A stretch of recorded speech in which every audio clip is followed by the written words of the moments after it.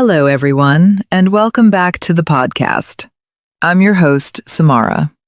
Today, we are tackling a symptom of bipolar disorder that doesn't show up in the medical textbooks, but it causes just as much anxiety as any mood swing. We are talking about the financial cost. Specifically, how do you afford your medication if you don't have insurance?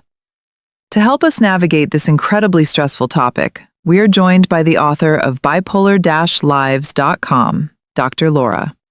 Welcome to the show, Laura. Thank you, Samara. This is a tough conversation, but it is so necessary. Nobody should ever have to choose between buying groceries and keeping their brain stable.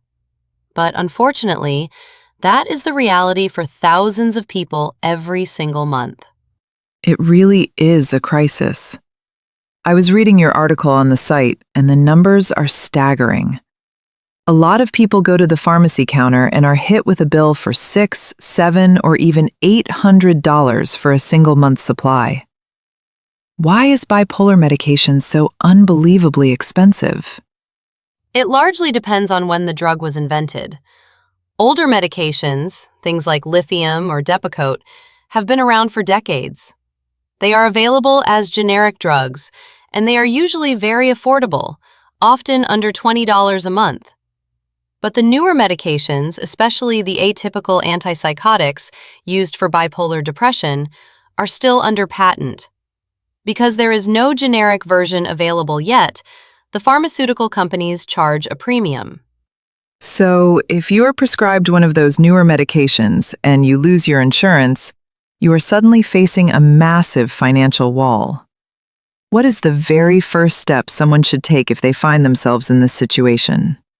The very first step is, do not just walk away from the pharmacy counter and stop taking your medication cold turkey.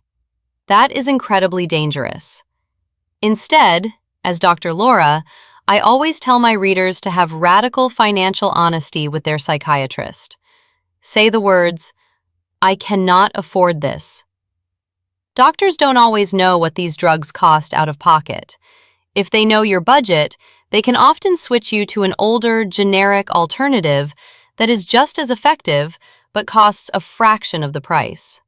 That's a great point. We sometimes forget that doctors are partners, not just prescribers.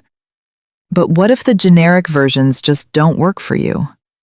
What if that expensive brand name medication is the only one that keeps you stable? That is when you need to become your own advocate. First, look into discount card programs like GoodRx. They negotiate prices with pharmacies and can slash the cash price of a drug by up to 80%. You just show the app to the pharmacist. I've heard of those. They really work? They absolutely work. But if the price is still too high, you go straight to the source. Almost every major pharmaceutical company has a patient assistance program, or PAP. If you are uninsured and fall under a certain income bracket, the manufacturer will actually mail the medication directly to your doctor's office for you, completely free of charge. Wait, completely free? Why don't more people know about this? Because the applications can be tedious, and when you are depressed or manic, filling out financial paperwork feels impossible. But it is worth the effort. You and your doctor fill out a form, provide proof of income, and it can save your life. There are also online pharmacies now, like Cost Plus Drugs, that bypass insurance completely and sell medications at wholesale prices. So, to recap, be honest with your doctor about your budget. Ask for generics, use discount apps, and apply for patient assistance programs. You have options. You are not trapped. Exactly. The system is broken, but there are loopholes.